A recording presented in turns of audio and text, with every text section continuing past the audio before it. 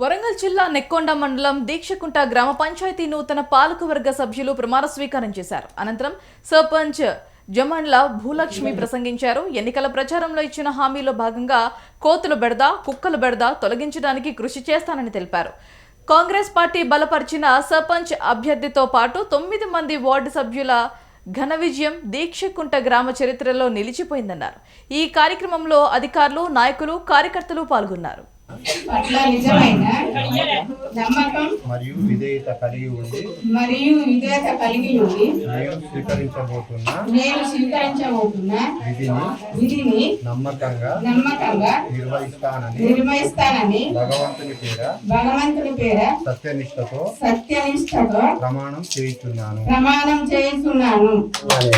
కొండపర్తి శ్రావణి అనే నేను శాసనం ద్వారా ఏర్పాటు చేయబడిన భారత రాజ్యాంగం పట్ల నిజమైన నమ్మకం మరియు విధేయత కలిగి ఉండి నేను స్వీకరించబోతున్న విధిని నమ్మకంగా నిర్వహిస్తానని భగవంతుని పేర సత్యనిష్టతో ప్రమాణం చేస్తున్నాను.